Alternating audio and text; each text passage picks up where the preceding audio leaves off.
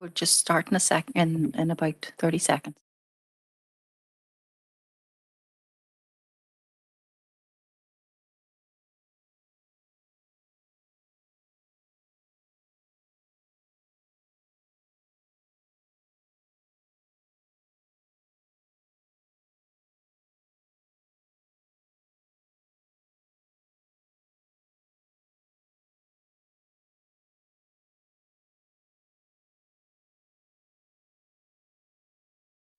If I could just begin by submitting an apology for Councillor Keenan, who was to take up position of committee chair.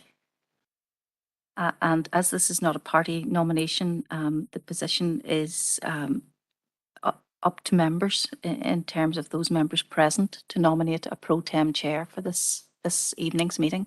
So if I could take a nomination, I'll go first to Councillor Maguire. Good morning, Kim. Thanks, Kim. Could I propose Councillor Michael Duff as the chair of the council to chair the meeting? Thank you. And we have a seconder from Councillor Deehan. Thank you. So I'll pass over to Councillor Michael Duff at this point.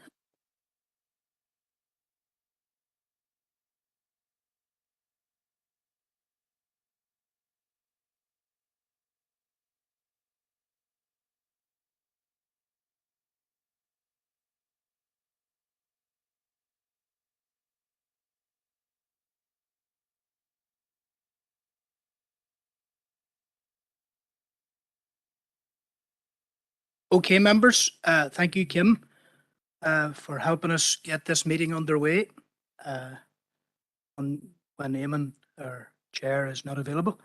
So first item on the agenda is apologies, and I'll go to the Sinn Féin group leader, Corlier Tomas McGeer, at the hall.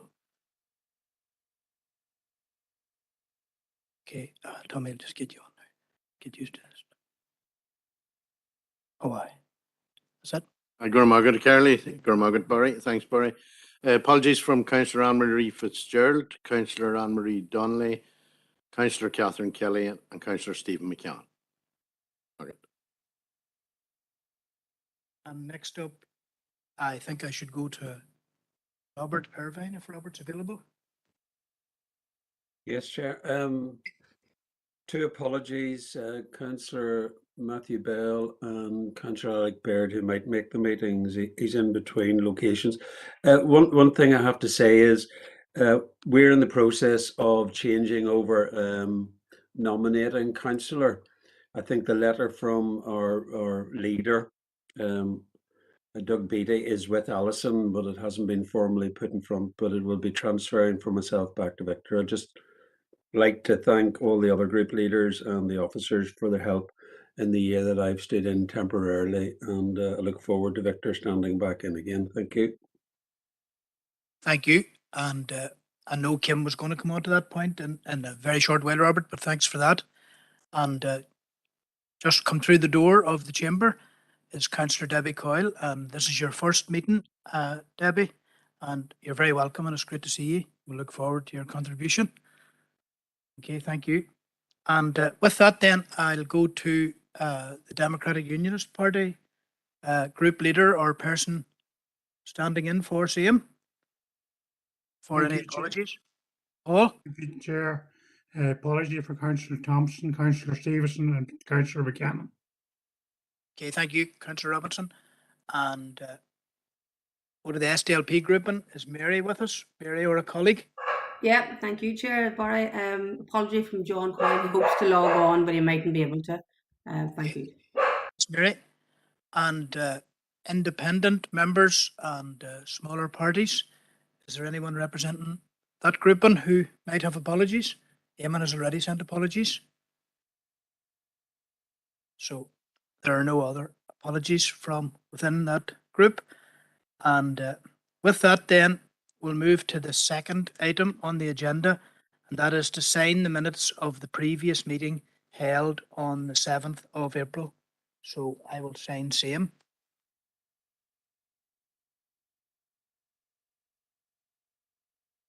Moving on then to item 3, maybe prior to that, Kim, do you want to say anything just to confirm what your understanding of what Councillor Irvine was saying?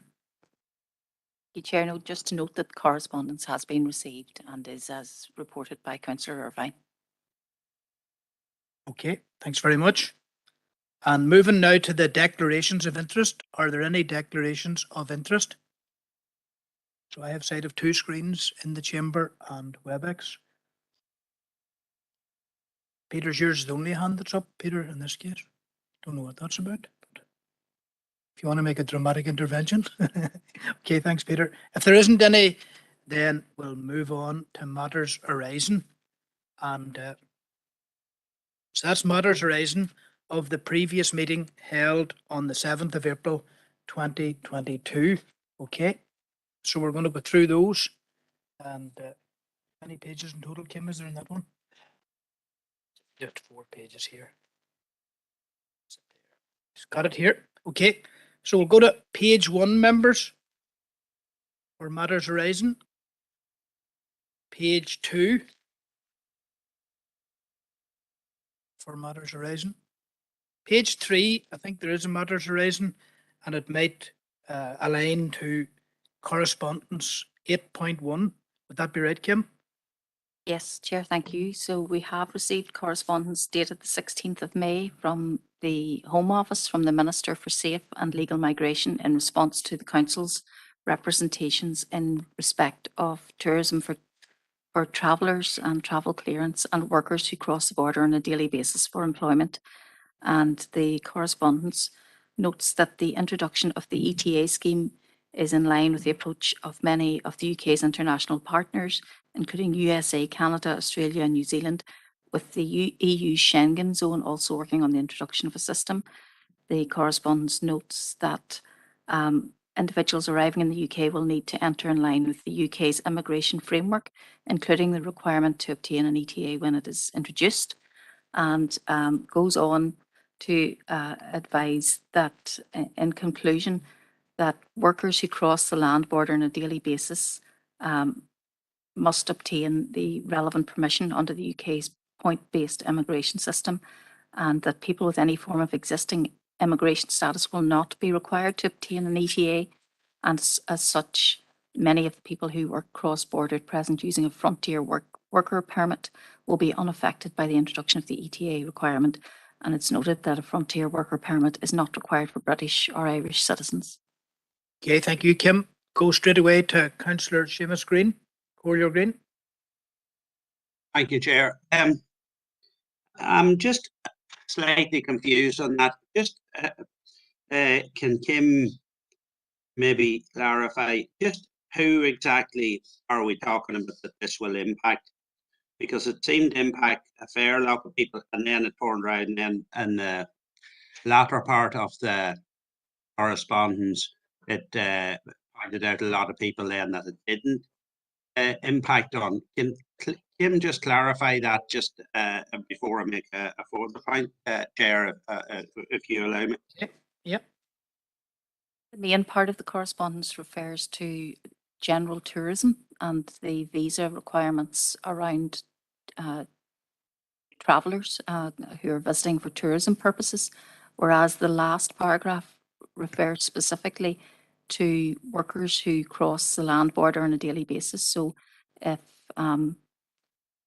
people who perhaps live in the Republic of Ireland and work in Northern Ireland, and the last paragraph refers in particular to the circumstances relating to that group of people. Okay, Councillor Green, do you want to come back in, and then Councillor Maguire wishes to make a point? Yeah, please. No, that thanks, Kim, for the clarification. I just flabbergasted at the actions of the British government around this whole Brexit protocol, everything around it. To me, who isn't an expert on this here, everything is pointing towards just a complete disaster for the north of Ireland. So tourists that's coming to Southern Ireland will need a visa to go from County Cavan into County Fermanagh. So we're putting up a new Lakeland Forum. We're trying to attract tourists to it, that it's going to be a destination point for water sports and everything like that, with Polka, with the Stairway to Heaven, with the Marble Arch Caves. And if people wants to come, they're going to need a visa. It is absolutely shocking that this has been even suggested.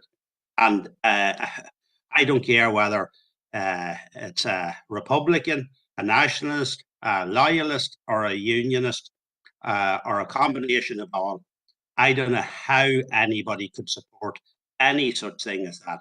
It's absolutely outrageous. Businesses in the north are going to feel the effects of this. It's unbelievable, and I'm waiting for suggestions on what we do. I think we have to write back and point this out to the. I don't think they care. They just don't care, and that is the reality of it. But really and truly, if these people are wanting to push us very, very quickly to a border poll, where people will be able to express their own opinions on this here, they're certainly going the right way about it. So I'll just leave it to see what the other suggestions is, but it's absolutely shocking in my opinion. Okay, thank you, Councillor Green.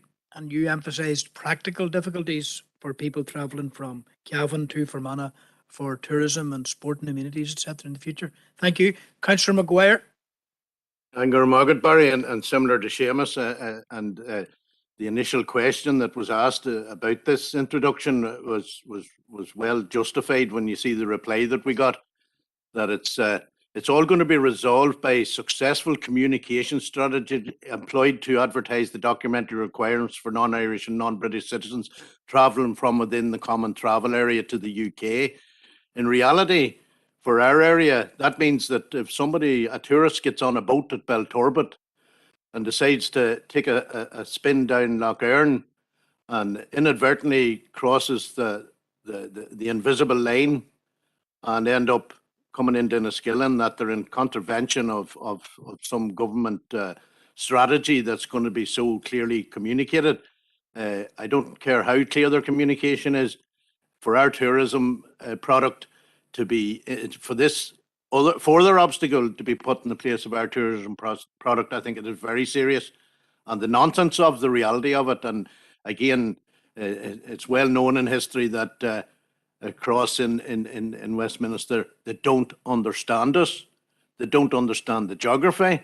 They don't understand the reality of people living along that imaginary line for the best part of a century now, where men's farms are separated, where people's houses are separated. And now we have an introduction of what's going to be called a clearly communication strategy to tell people when they get on the boat in Belturbet that they can't go across this imaginary line in the loch. It's a nonsense, and whatever we can do, we must do. And we must send a very clear message that this is impractical, it's unwelcome, it's creating a further obstacle to our tourism product. And that's all I have to say. And I think whatever recommendation comes, that we should at least write back to explain in graphic detail the nonsense that this further obstacle is going to cause on a practical basis when people drive the roads in Fermanagh and Tyrone and cross into Donegal, Cavan, Leitrim, or wherever else we're bordering on Monaghan. So it's totally outrageous to say they're going to bring a clearly communicated strategy. The nonsense of it is not lost on us locals, but it's obviously lost on the Westminster bubble. So okay, thank you. Whatever we can take out of that, Barry, please. Okay, and moving on to Councillor Armstrong, to Diana, please. Thank you, Chair. Yeah, I share the concerns of Councillor Green and Councillor Maguire.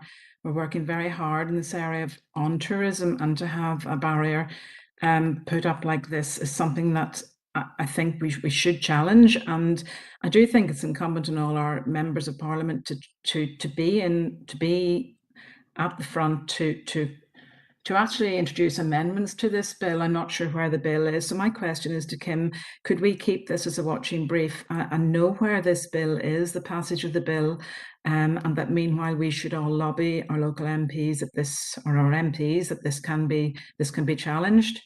Thank you, Chair. Thank you, Councillor Armstrong. Councillor McAleer, Corlier McAleer. Thank you, Chair. Yeah, I'm reading this and I'm not surprised at the response we've received. It is, in essence, it's a racist policy from a racist government, and that's the reality of what we're looking at here. The use of language quite throughout the letter, and in particular, there's a line on page 2 there. It's very unlikely to deter a genuine visitor, as if somehow people who are not Irish or don't consider themselves Irish or British isn't a genuine visitor. And I think when you look at what's going on in the world and what's happened in recent times, and the role that this district and others have played in terms of housing and homing Syrian refugees and Ukrainian refugees and other people to whom there would be exceptions to what's being legislated for here, we have to call this out for what it is. It's something that's massively going to impact on this border region. We have, as has been mentioned, people who are coming to visit, but people who are working here, people who are living here, and people who have fled other ravaged and war-torn areas to come to this beautiful part of the world.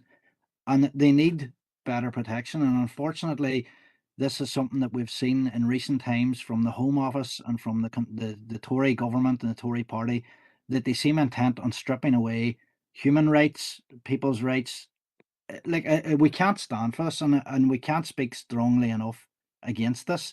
I'm hoping, hopefully at the next council meeting, to bring a motion in terms of the common travel area, which will hopefully address some of the concerns that are being expressed here tonight. But I'm heartened to see the outrage really at what has been put forward here in the response by the Minister for Safe and Legal Migration. I can't think of any example anywhere in the world where borders and the introduction of borders has been a good thing and has been a positive thing. And that doesn't matter whether it's a land border or a sea border. It's seemingly met with widespread condemnation and widespread outrage. And the idea that the Tory government is going to implement this to effectively discriminate against people who are from a different background and have a different colour of skin from ourselves is really quite shocking. But if anybody, I suppose, who's been paying attention to what the Home Office and what the various ministers there are playing at and are doing, not just across the water, but I know there are examples in the north here and down south we've seen it, but I know other councillors, particularly I suppose Councillor O'Coffey, and I see his hands up, he may speak on local issues in terms of people who are directly impacted by what's being proposed here. So we need to oppose this and oppose it as strongly and as effectively as we can. And I think it's more than just going back to our members of parliament. It's us as a local authority taking a very strong stance against it. So happy to express my opposition to what's being proposed here, and I look forward to seeing what the overall council proposal will be. Thank you, Chair. Okay, thank you, Councillor McAleer. Move now to Corlier, Councillor O'Coffey. Yeah, thanks, Chair. Yeah, just this is yet again another development in terms of the racist policies that are being applied by the Tories in London, and it's clear that this not only is targeted at migrants, but it's also targeted at ourselves as a community, and it's going to add more fuel to the fire of mounting tensions in Northern Ireland. Unfortunately, I think we have to recognise that there are wider racist policies. They're effectively concentration camps into which we're putting people who are seeking refuge in this country, both north and south, east and west. These are existing. Now we're thinking about the British government's trying to put them into Rwanda and other points around the world. It's scandalous. It's reminiscent of the darkest days of the 20th century. And as perhaps intimated by Councillor McAleer, recent changes to the legislation around migrants are having huge impacts on migrants living in our community, in and around us. I was approached recently by someone who is now facing deportation, someone whose family lives as children, 3 children and a wife, and now the husband, who is eligible for UK citizenship, is now facing deportation as a result of the sort of policies that are being implemented by the Home Office. Like, this is someone who was literally arrested from Tamla and you'd almost say extradited, but brought to a court in London overnight to face charges around an anomaly of using a passport 10 years ago. So this is the sort of situation where people can be just snatched from our midst and brought and then threatened with deportation because they sentenced to a sentence over a 12-month period. This is literally eroding every form of human rights that since 1215 that people have fought for in this in these countries here. So, Councillor Coffey, what I'm going to do is I'm going to allow each person that has spoke on this particular occasion, because we do have the ability to do this tonight, to maybe think now about what they would like in a proposal. So we'll be coming back to Councillor Green, etc., if anybody wants to insert something into a proposal that we can seek support for. But the last speaker before I do that will be Councillor Deehan. Thank you, Chair. And at the outset, Chair, I would like to extend my own personal welcome to Councillor Debbie Coyle, who is joining us for her first meeting. I'd like to welcome her and look forward to working with her for the rest of this mandate, Chair. Well, Chair, I too share concerns expressed by members in relation to this topic. And this letter comes from Kevin Foster MP, the Minister for Safe and Legal Migration. And I think that safe and legal migration can be achieved without applying the electronic travel authorisation. Now, Chair, I don't know whether the impact on tourism within our island is an unintended fallout of this particular scheme. And I would support Councillor Armstrong in her request to have this piece of legislation looked at and to oppose it as vociferously as we can, because it certainly will impact on our tourism product, and that is something that we don't want. I have to also publicly state my abhorrence for the policy of the British government in sending immigrants to Rwanda. And that's not to really disrespect Rwanda, who have worked towards building safer communities in their country. But nevertheless, I think it's an outrageous proposal. And it is, in my view, it does fly in the face of the just request of people who are endangered in their own countries to seek asylum elsewhere. So yes, I do think we have to be very proactive in opposing this measure, and that we should, as a local authority, write back to Mr. Foster and just tell him that this is unacceptable to us for a number of reasons. Thank you, Chair. Okay, thank you. So we've got to put together a proposal. Kim, do you want to maybe respond early now as to what might be in such a proposal? You haven't taken account of what the members have said. Chair, so the proposal from Councillor Green, seconded by Councillor Maguire, was that we would write back to the Minister to outline the impact on our businesses and our tourism industry, and outline our outrage at this proposal and the practical difficulties that this will present, and to demand its removal. That's the, as I understand it, the only proposal we have on the table. Okay.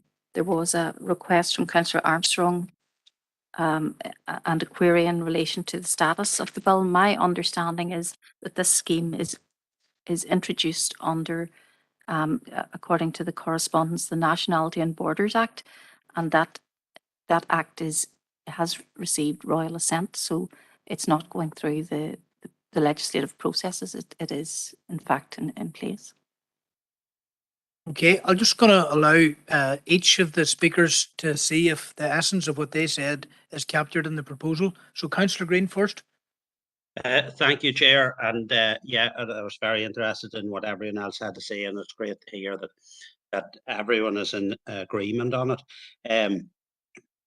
I think maybe in reflection, this possibly also needs to be relayed to the Irish government and the EU, and also possibly a query whether this actually satisfies the conditions of the Good Friday Agreement, because putting up barriers, I think, flies in the face of the Good Friday Agreement. I note that the unionist parties are challenging the British government in relation to putting up barriers wherever they might be, and particularly in the Irish Sea. So once again, I suggest that we ask that, because putting up barriers does not seem, as I think Councillor McAleer said, or Councillor Coffey, is never a good idea. So maybe if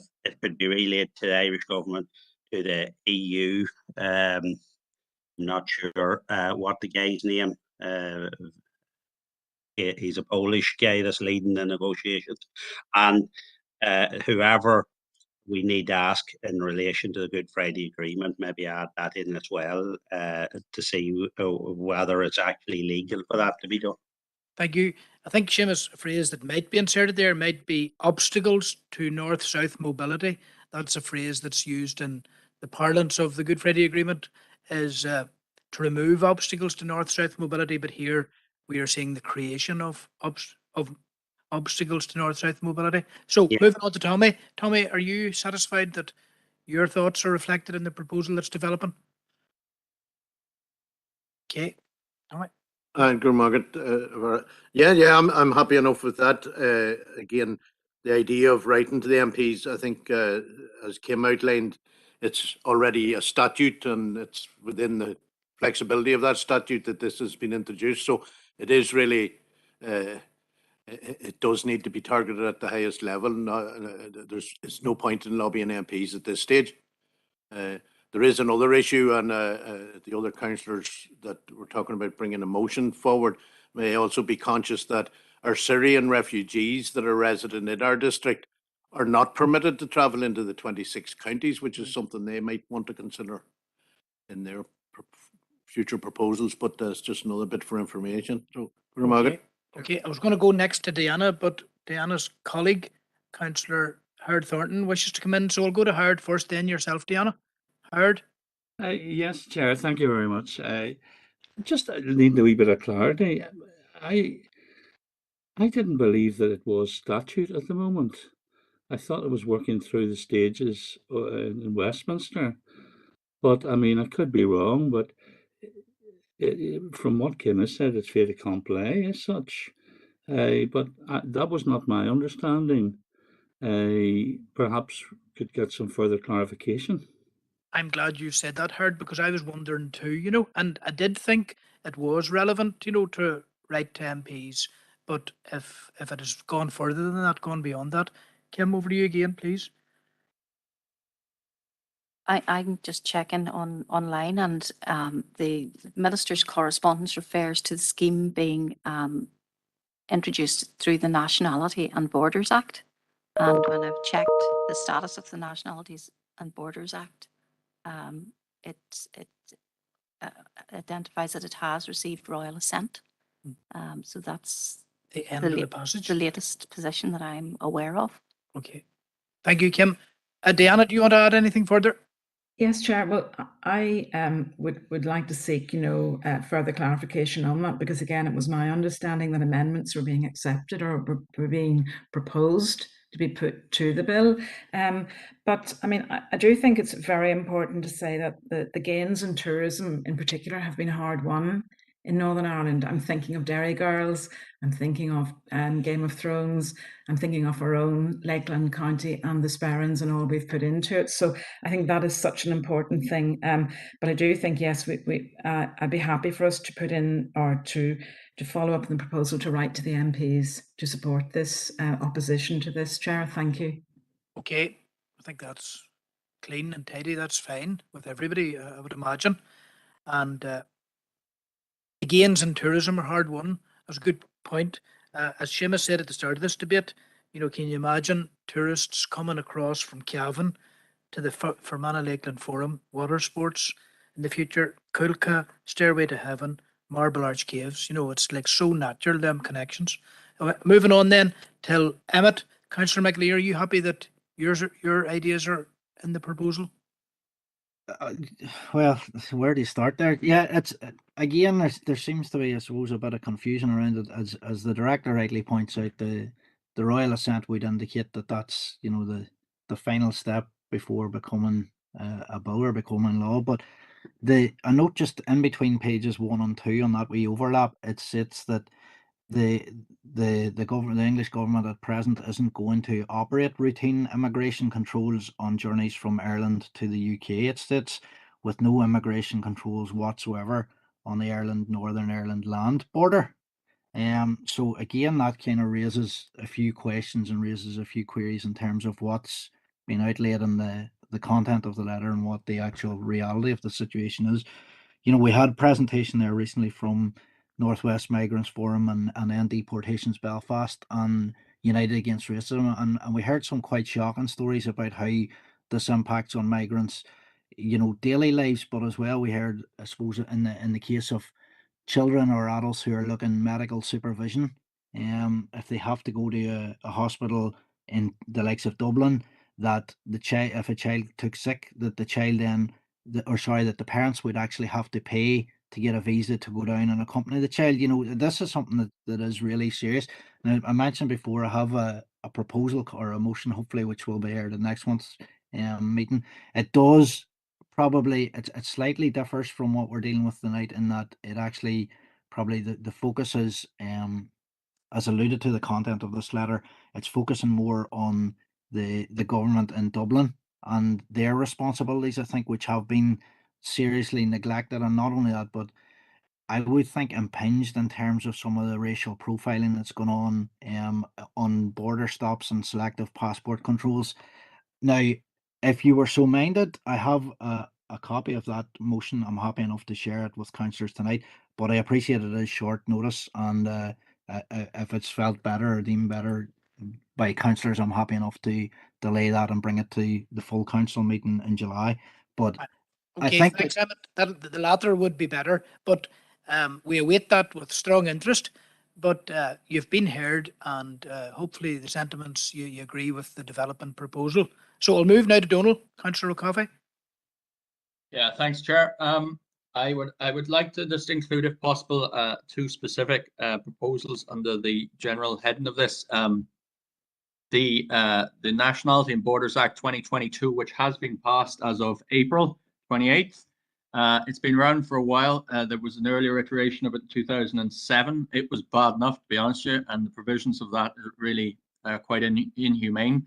I think it's important that we do reference the fact that the Joint Council for the Welfare of Immigrants in June of 2021 labelled the proposals, as they were set down at that stage, as inhumane and farcical. And I think that's a good description of what's happening. But I just want, as a second proposal, that we would specifically reference the fact that a resident in our council area was seized by the Home Office and has been pursued for a 10-year-old infraction in terms of a passport. As such, received an imprisonment sentence over 12 months. And under the terms of the Borders Act, a foreign national may be subject to automatic deportation if he or she has been convicted of an offence in the UK and sentenced to a period of imprisonment of 12 months or more. And because this person has been sentenced for 12 months, this person is now facing, and his family, I've just been on the phone to them, really in the dark, no information. He's got 3 children. the eldest of which is a 5-year-old. His wife is unable to drive, stuck in a house. This is scandalous stuff. And I would like to see that would be included, that automatic deportation of someone simply because they have had a 12-month sentence. And the idea that having a family, having children who are all UK citizens, having a wife who's a UK citizen is not cause enough not to be deported is scandalous. It's an absolute affront to any decency. Thank you, Chair. Thanks, okay. And I'm going to go next to Councillor Deehan and then Councillor Coyle. Councillor Deehan, just giving you a chance to see if what you said is reflected in the proposal so far. Okay. Thank you, Chair. Yes, broadly, I think, you know, that is the case, Chair. And I mean, I do share Councillor O'Coffey's concerns regarding the picture that he is painting and would like to support him in his proposals. I am disappointed to hear Kim's clarification that the electronic travel authorisation scheme is provided in law by the Nationality and Borders Act. And Chair, just coming back to my original point regarding the impact that this scheme will have on tourism in Northern Ireland, I'm just wondering, you know, is this an unintended consequence of this piece of legislation? And if it is, you know, could we secure some derogations in that respect? And for that reason, I do support that we lobby our MPs to explore our options here. Okay, thank you. Thank you, Chair. That's great. And Councillor Coyle. Thanks, Chair. And just excuse my ignorance because it's my first meeting, so I'm not really sure exactly what you've spoken about in the past, obviously. But I'm just curious about the electronic travel authorisation.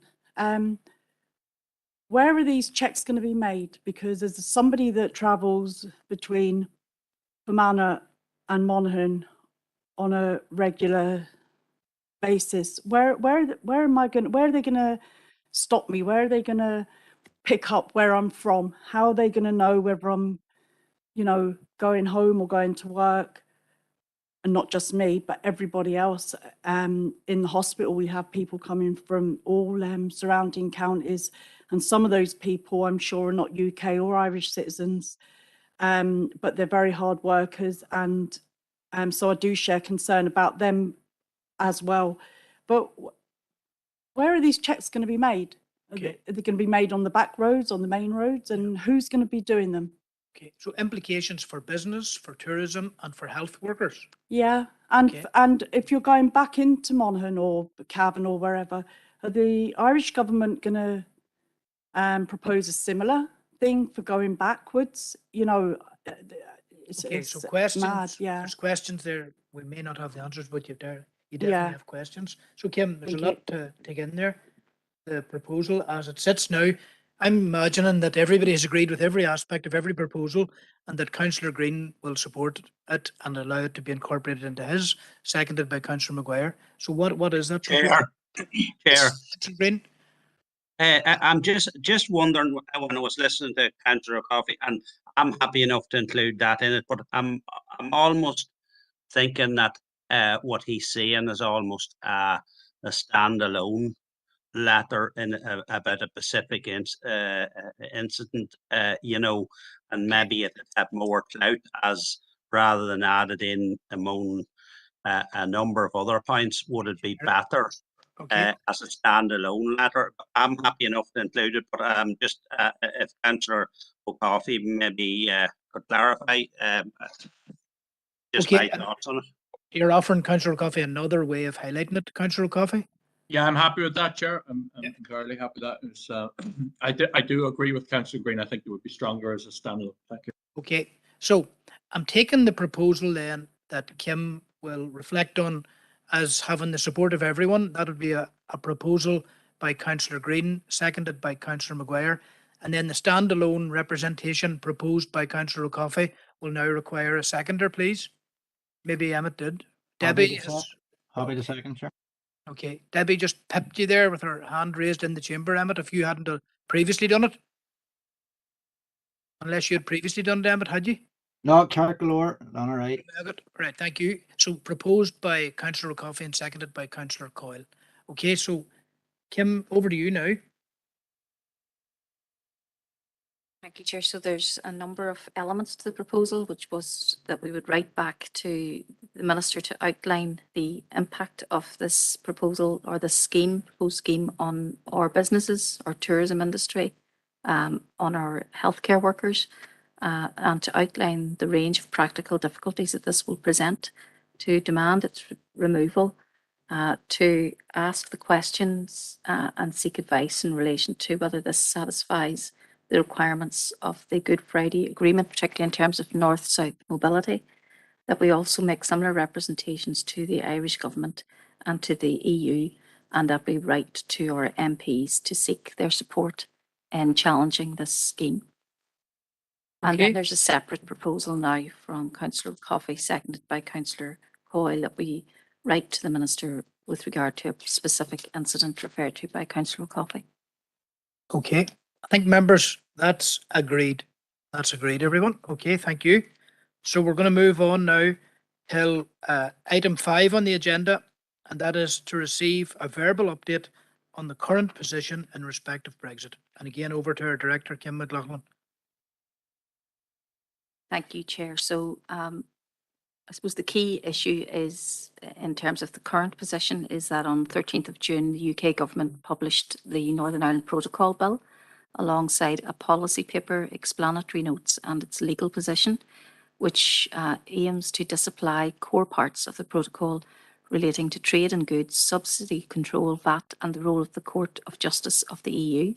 As part of that bill, this would see the establishment of green and red channels for goods and a trusted trader scheme and data sharing. The bill is in its early stages in terms of the House of Commons, following which it will proceed to the House of Lords. There have been mixed reactions to the bill, and it has provoked an EU reaction, and the European Commission Vice President, Maros Sefcovic, has made a statement and noting the EU's significant concerns, and since then the EU has launched legal action against the UK's proposals, including resuming an infringement process which was launched against the UK last year with regard to the extension of grace periods which had previously been put on hold. That seems to be the key issue in terms of the current position on Brexit, but a number of other matters that have occurred since our last meeting is that on Wednesday, the 8th of June, the Lords Protocol on Ireland, Northern Ireland Subcommittee heard evidence from the Ulster Unionist and Democratic Unionist parties, and the committee had previously heard from the SDLP, Alliance and Sinn Féin parties, and is also receiving evidence from academics from the University of Liverpool and Newcastle University in relation to post-Brexit relationships. Leader of the Labour Party, Sir Keir Starmer, and the Shadow Secretary of State visited Parliament buildings on Friday the 10th of July and met with leaders of political parties and businesses. And in addition, the Taoiseach gave a speech to the European Parliament on Wednesday the 8th of June, setting out his views and concerns against what he deemed to be unilateral action on the part of the UK government as well. Other items include a visit by the Northern Ireland Office Minister, Conor Burns, who gave evidence on investment in Northern Ireland to the Northern Ireland Affairs Committee on the 8th of June, focusing on the protocol. The UK Science Minister visited Brussels to discuss the UK's access to Horizon, the EU's research and innovation programme. However, it's reported that the EU is now refusing to engage because of the dispute over the protocol. And the European Parliament Committee on Petitions and Committee on Culture and Education will hold a public hearing on the UK and Erasmus. The former Brexit negotiator, Lord Frost, gave evidence to the Commons Public Administration and Constitutional Affairs Committee on the role of Parliament during the Brexit negotiations. And the Nevin Economic Research Institute has published a blog now on the effect of the protocol on Northern Ireland's economy, with the key the key view on the part of their economist being that it's very difficult to note the impacts aligned with the economic impacts of EU exit due to the timing and which aligned that exit with COVID-19 and now subsequently the war in Ukraine. So that has impacted on the ability to accurately identify data which is purely related to EU exit. There has been research published by the Northern Ireland Human Rights Commission on Brexit, health and the impact on Article 2 of the Northern Ireland Protocol, which has raised some issues of concern, including access to health care for frontier workers and access to shared health facilities. And the Equality Commission has set out key policy recommendations relating to proposals outlined by the UK Government on replacement EU funding, including the Shared Prosperity Fund. Those are the key items to update, Chair. Very good. Thank you, Kim. That's very comprehensive. Thank you for that. I'll go straight away to Councillor Withers, Corlier Withers. Thank you, Chair, and thanks to Kim for that update. I think this new protocol legislation that's been proposed is deeply concerning, and some of the commentary that's coming from London is not reflective of the reality that's been faced by most businesses here. The protocol represents the only protections we have against the worst impacts of a hard Brexit that was negotiated and delivered by the same British government that now want to tear that up. I think it's quite rightly pointed out it's a breach of international law, and it'll have a detrimental impact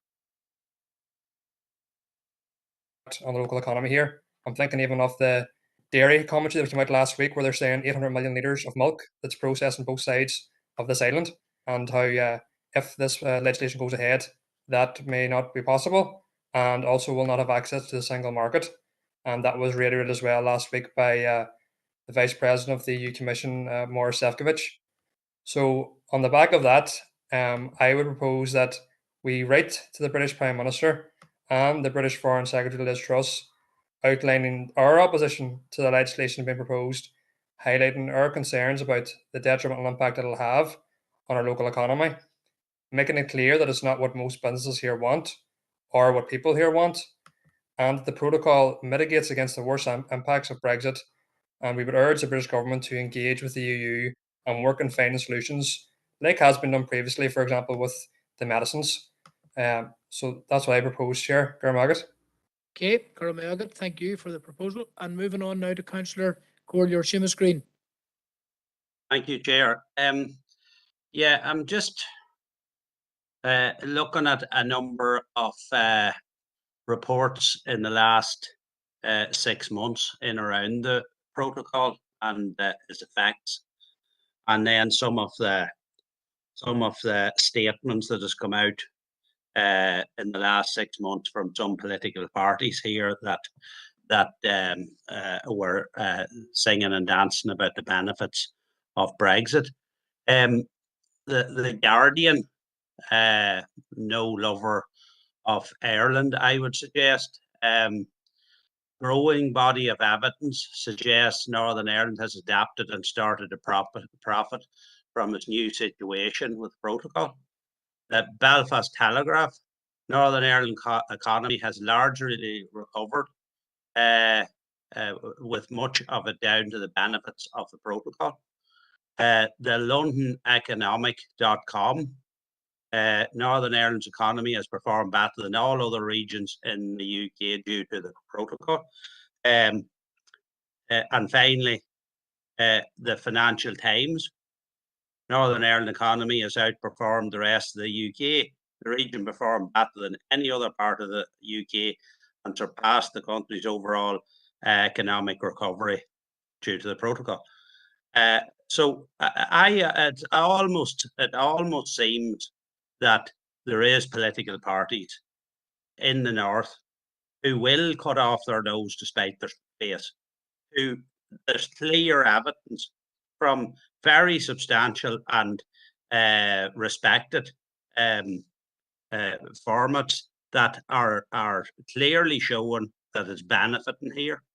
But these people are hell-bound on racking the protocol, and the consequences as a small farmer myself, if the protocol wasn't there, And let's remember there is a large, possibly majority of farmers in the north from the unionist community. The farmers may lock their gates if the protocol goes. That is the reality. There is no other way. This has been made clear by farming organisations, by economic organisations. The protocol is the one thing that's keeping the farming industry on its feet and still taking over. And these parties and Boris Johnson, he doesn't care what happens to the people here. It seems one or two of the parties here doesn't seem to care about the farming industry, about businesses here. It's mind blowing. I'm flabbergasted at where political unionism are heading at the minute. There doesn't seem to be any leadership whatsoever in looking at the thing fairly and with a bit of a level head on it, and see that Brexit was a complete and utter disaster. In fairness, though, to the Unionist Party, most of them didn't support it, but the Democratic Unionist Party was the main cheerleaders of it, and now it was bad enough, and now they're trying to get a full-blown hard Brexit enforced on us, which is going to wipe out the farming industry in the north with numerous other industries. It's just it's unbelievable. But anyway, I will second Patrick's proposal there, but just comment on that. So we'll have a proposal and it is seconded. I'm going to go to Corleor McCaffrey in a wee second. Just thanks to Councillor McAleer for the procedural point which you sent, and I will deal with that. Thank you. And Councillor O'Coffey, you have a declaration of interest that you want to make. Yeah, Chair, it's just I'm a member of NEAR, the Nevin Economic Research Institute. So it was quoted there. So. Okay, thank you, Councillor O'Coffey. Corleor McCaffrey and Céad Cianciorella, next speaker. Gormagat, a Caherly Bemegar I'll be brief here, Chair. It's just to come in and support what's already been said. I'd like to take this opportunity just to deplore some of the commentary that's been directed towards these experts from the various sectors which have spoken out in favour of the protocol. These aren't political opponents of anyone. These are people who have expertise in their fields, in their areas, such as Stephen Kelly from Manufacture and NI, and people who have spent years working in their own areas, who are just stating facts, stating statistics, and what are obvious. And some of the abuse that was directed at them was totally abhorrent, and so I just wanted to deplore that. And it was by some political representatives, which was all the worse. It's such a bad way for political discourse to go when the experts, it's not that they're being challenged, they're actually being abused for stating facts. You have over in Scotland and Wales, you have people who are looking for what the situation that we have. They're looking for access to the market. They would kill for what we have here, and yet it's being jeopardized because of short-sighted, cheap political gain. And I would I do say that from the DUP, unfortunately, that the one party that seemed to be holding everyone else to ransom, for what will be an economic catastrophe. But just support the proposal from my party colleagues, and just really again to state that it's very, very negative times for politics at the moment. Cheers, Chair Gormagat. Okay, Mahu. And with that, I'm going to go to Councillor Gannon, Corleor Gannon. Thank you, Chair. As has been outlined quite clearly, the protocol has been a massive benefit to us here. I think recent studies have shown that Northern Ireland, along with London actually, are the only regions within the UK to have seen economic growth since Brexit, and that is, without a doubt, linked to the protocol and the benefits it gives us. Other regions in the UK are crying out for policies and legislation like the protocol, and it's mad that people want to try and get rid of it. As has been said, studies show it to be beneficial, without a doubt, to benefit us, and we could use it to great effect here to grow our economy. Councillor Green has already very well outlined the benefits to farming and agriculture, and I have to say the people in the British government and people who want to get rid of this and throw away years of negotiation just to make a point in the grandstand? Are they blind? The evidence is there and it's clear.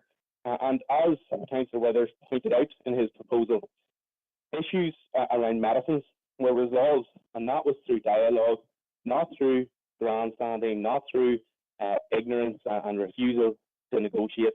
It was dialogue, and that takes time. It won't be solved instantly if there is an issue, but that's what we need to promote. And I'm just very happy to support the proposal, Chair. Thank you. Okay, thank you, Councillor Gannon. Your message was clear there, but there's a wee issue with your audibility, but we managed, you know, it wasn't the biggest problem, but I don't know what, there's a wee issue with audibility, but thanks, Councillor Gannon, you've been heard. Thank you. And with that then, Kim, will I ask you to summarise the proposal, which has a proposer and a seconder in Councillor Withers and Councillor Green. Chair, I'll do my best here. So it's to write to the Prime Minister and the Foreign Secretary outlining our opposition to the legislation, highlighting our concerns at the detrimental impact on our local economy, identifying that this is not supported by most people or businesses, and urge engagement with the EU to identify solutions, for example, as in the medicines issue. Okay. Thank you, Kim. And I'm just going to anticipate now that there will not be opposition to that. But if there is, let it be stated. So, Barry, our chair, just one, if you just allow me in again, I'm sorry for the second I've cut in. I think possibly it needs to be also mentioned in the letter that the British government has withdrew from negotiations, I believe, from February, which is unbelievable. The people here are so dependent on some kind of a proper negotiated settlement in this, and for them to withdraw from February, just like the DUP withdrew from Stormont, like how is that showing leadership? You know, the withdrawal from Stormont, hoping that the protocol will be sorted out, and the British government withdraw from negotiations. It's unbelievable. So could it be also added into the letter if Patrick is happy enough to just question why the British government has withdrawn from negotiations with the EU? It's beyond. Just to seek then agreement from the proposer, Councillor Withers, that you'll get that incorporated into your proposal. Yes, I'm happy with that, Chair. Thank you. Okay. So I'll put it to the meeting now, just proposed and seconded. Will I anticipate agreement? Agreed, No. members? Okay, no. Paul, that's it coming from the Democratic Unionist Party? Yes, me. Will we record that this is passed with dissent from the Democratic Unionist Party? Is that okay? Get that recorded, Paul? Yeah, we dissent from it. Okay, thank you for that. I think we can do that. Okay, so we're about to move on, but just before I do, I want to go back momentarily till item 4, matters arising. I should have gone to page 4 because 8.1 was coming out of page 3, you know. So just to tidy that up, I'll go back to matters arising and the 4th and final page of that document. Are there any issues? I don't think there are. So then I'll take a proposer and a seconder. No, don't need to. Don't need to, Kim. Thanks very much. So just that wee additional element covered now. Okay, thanks, members. I'm going to move on till item 6 on the agenda. And is this where you come into your own here, Alan? And this is to consider report on EU exit and NI protocol survey, paper A. Alan Mitchell to lead on our behalf here. Thank you, Alan. Great. Thank you very much, Chair. Just at the April 2022 meeting of this committee, it was agreed to undertake a survey of local businesses. And we talked about how we would do that via SurveyMonkey and that we would use the Council's business database to ensure that all respondents were indeed businesses. And on the evening, I tabled a questionnaire and there was good, robust debate around that, and some amendments were tabled and agreed. And thank you very much for that feedback. Excuse me, it added greatly to the questionnaire. We got the questions included. We just tweaked it a wee bit to make sure there was a good flow in the new approach, which I think included, we agreed that it would include Brexit in itself, and the Northern Ireland Protocol is a slightly separate issue, and that we would focus quite a bit on vacancies and employment issues in the businesses that we interviewed. The survey was launched on the 17th of May and closed on the 6th of June, so it was open for just shy of 3 weeks. We did a lot of marketing of that, if you like, on a closed basis to the Council's business database, and we shared it with membership organisations for onward circulation to their member businesses. And they did that, and you could see when you look at the responses, on a day that we did that, then there was a flurry of responses that evening and the next day. You could see that in the evidence. There were 40 responses in total, and I'll address the elephant in the room immediately. Is 40 a good return? We can point at data that says we've 78,000 businesses in the Fermanagh and Omagh district, but I think the key thing to refer back to is one of the options we explored in that paper in April was outsourcing to a professional market research company to do this. And when we ascertained that quote, they kind of come back and said 100 businesses would be realistic for them at their fee.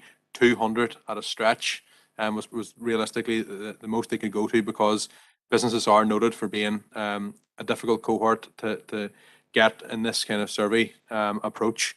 And we've seen that in other engagements that we've had as the council recently, it's difficult to get a large number of business returns to primarily quantitative surveys. I'm sure they get plenty of survey monkeys from plenty of different groups. So I'm content. I think 40 is reasonable. I think the sample itself, 55% of responses from retail and distribution and professional services, 5 from manufacturing. I think one response from an agricultural business is a bit low, and I have a proposal for how we can potentially balance that out. 55% of responses from businesses employing fewer than 5 people, and 58% of responses from businesses that have been sort of long established for more than 10 years. And you can see in the appendix the full results broken out in a tabular format. Withheld a few of the questions that would maybe make it possible for you to identify any individual business response, because we've made it clear in the questionnaire, in the preamble to the questionnaire, this would be an anonymous survey, and that individual businesses' views would not be made public.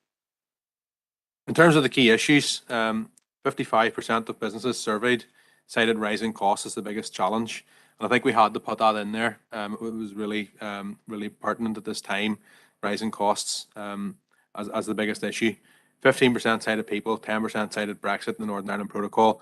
No business talked at this point about recovering from the pandemic as being their biggest issue. And when they were asked why they felt that rising costs were an issue, or people were an issue, or Brexit and the Protocol was an issue, they noted global geopolitical uncertainty as the main driver. 20% of the respondents did say Brexit or the Protocol, and 28% suggested it probably a combination of both. In addition to, there was a question in a few questions time where we said, well, in addition to what we've asked, is there anything you'd like to say about challenges to business at this moment in time? Some respondents noted concerns regarding the impact on tourism, the negative impact on tourism, and some noted the severe delays in their supply chain, even over and above the costs. The view on whether it was more difficult to recruit staff was mixed. 41% suggested it was more difficult now to recruit staff. 59% said it wasn't. But on balance, I think it was either that most businesses had similar vacancy levels or slightly more vacancy levels. And 3/4 of respondents felt there was not enough sufficient support out there to help them with the recruitment issues. The majority of respondents felt that Brexit had not provided opportunities for their business in new markets. So that was a 70-30 split. 70% said it hadn't done anything for new markets. 30% said that it had. And the businesses that said it did tended to be slightly larger, with more than 5 employees, tended to be a long time established, but actually there was no real sectoral trend there. I was kind of hoping there might have been a silver bullet, if you like, where I could give you a very specific finding there, but unfortunately, no, it was a mix of sectors. In terms of the protocol specifically, 38% of businesses noted they were currently struggling with the process. 25% had seen some initial disturbance, but were now felt that they were on top of it. And 25% said there was no impact on their business. The impact of protocol on business was mixed. 50% cited a negative, 25% cited no impact, and 25% said a positive impact. In terms of the protocol and their supply chains, the primary issues identified were suppliers unprepared for the new requirements or unwilling to engage with the new requirements. And that was particularly an issue for anybody with suppliers in GB, that unwillingness to engage, that maybe it didn't make commercial sense for that supplier to supply businesses in Northern Ireland with the additional paperwork that was involved. Businesses had seen sales to GB decline in general. Only 6% saw an increase. 20% said no change, and 33% said declining. And in terms of ROI sales, it was more mixed. 25% increase, 23% no change, 23% decline. But again, I should remind you that actually almost a third of businesses said that this was a non-applicable question. So potentially they didn't have sales either GB or ROI. 40% of businesses responded that disruption did persist in terms of the NI protocol in their business, and that higher level, regardless of what that disruption might be, 40% are still experiencing it. 30% believe Northern Ireland status is an opportunity, and 20% note that the initial disruption, although there was initial disruption, their business has returned to usual. I've had to put the table into this response. It was so mixed in terms of, as a business, what would you like to see happening to the Northern Ireland protocol? I suppose 33% felt it was here, it needs to work better. 25% felt that it should be about the Northern Ireland Executive securing new opportunities and building on the opportunity that Northern Ireland has. 20% felt it was about educating businesses to help them adapt, both here locally and in GB, EU. And 23% felt that the protocol should be replaced. The most popular viewpoint on that overall question at the end about overall has Brexit and the Northern Ireland Protocol had an impact on your business was a negative one, whether that would be significantly negative or more commonly modestly negative with 58%. 23% cited the positive impact and 20% said no impact at all. In terms of further, on some of the qualitative responses that we got, talking about Brexit and the protocol, including additional complexity in all aspects of business. So we asked about very targeted supply chains on staff, on sales, but there's just additional complexity in all aspects of business. And the continued uncertainty just makes it impossible to plan for the future, because it's still in a negotiation period. It's still very much changes on the horizon, and we don't know what they are and when they'll come into play. Some respondents did reiterate the supply chain issues very strongly and the heightened costs. There was some responses around positivity that could be further maximised if we were working collectively to do that by recognising the unique trading position. I'll say that's the view of businesses, and from Ananoma, it's 40 businesses. It's not a fully representative sample. I think it still presents useful findings. We have, a detailed survey on a very detailed topical issue and 40 good responses. And I suppose as the lead researcher who undertook this, I'd just like to thank if there's any businesses listening tonight who undertook the time out of their day to do that survey. Thank you very much. I generally appreciate it. I think, as I noted at the start, the primary issue with the sample was the absence of agriculture. And again, agriculture is a very difficult sector to hit on an electronic survey. I would suggest that we maybe do some follow-up focus group work, user contacts in the UFU and the IAPA to try and put something together, a focus group or two focus groups, or at the very least some phone calls just to get that view across the agricultural sector who are underrepresented in the survey responses that I've given you this evening. So Chair, the recommendation this evening is that the Council notes the findings of the survey and agrees to the proposal to have a focus group session with representatives of the Ulster Farmers Union and the Northern Ireland Agricultural Producers Association. So I'm happy to take any questions through the Chair. Okay, thank you, Alan. Thank Alan for his report and for the quality of his work.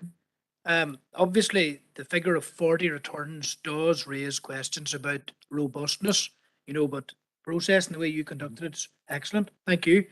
And you said it was useful, but I suppose can be challenged for robustness. And that's why, in respect of agriculture, then you've gone for this focus group approach, which I think is positive. So with that, I'm going to go to Corlier Seamus Green. He's the single councillor indicating at this time. Thank you, Chair, and thanks, Alan, for your best effort on that. I know it was a difficult task. Just a few things. Some of the questions are kind of contradictory. I believe not questions, some of the answers that was returned on one question, it seemed to be that the protocol had a negative impact going by them, and then on question 16 and 18, I think it was, that was showing that it had a positive effect. Question 15 probably was showing a negative effect going by sales, and then question 16 I believe was showing a positive effect, if I'm not mistaken. And question 18 was showing a positive. So it's quite hard to really determine exactly what it's coming back at. Mostly, I believe, and maybe be fit to clarify from looking through it, and I'm no expert with statistics, but mostly I think people were dissatisfied with Brexit, and in the main, there were either seen some benefits from the protocol, taking into account that the protocol is only there because of Brexit. So it's neither one or the other, but they had a slightly favourable approach to the protocol.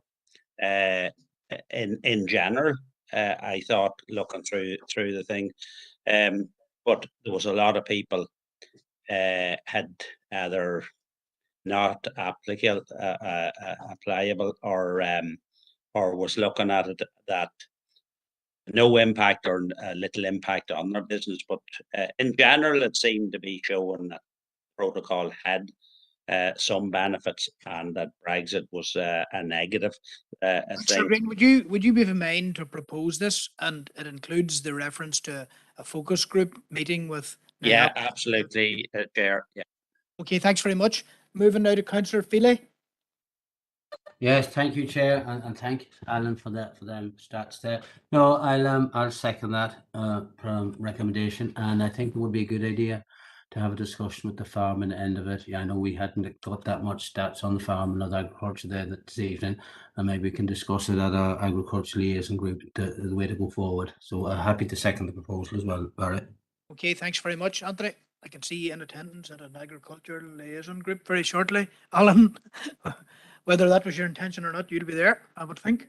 Okay, thanks very much. And I think that's agreed, members. Okay, that's agreed. Moving on now, and I anticipate no discussion, particularly on this particular one. It's to simply note the report on the Brexit Committee actions from February to April 22. And this is for noting paper B. Got a proposal from Councillor Maguire, thank you. And Josephine has seconded, thanks very much. Okay. Okay, Josephine, thank you. Okay. And that's that. We would then move into correspondence, but we've already dealt with that. And then we would move into item 9, any urgent and relevant business. And none of us have been notified. If we're being extra generous, we would give you an opportunity, Councillor Coyle, but I know you're not prepared for any urgent and relevant business. Okay. Collier Maguire. Okay. Hi, Gorma Carly. If I could just, as leader of the group, formally welcome Councillor Coyle back to our team. Just with the proposal as a pro term chair at the start, I forgot to add that. So just welcome, Fulcher. So Debbie's welcome and look forward to working with it as part of the team. That sentiment is shared by everyone. Okay, thank you very much. And with that, I'm going to call this meeting to a halt at 20:13 hours. Meeting's over. No, Bernice is happy enough. I can see.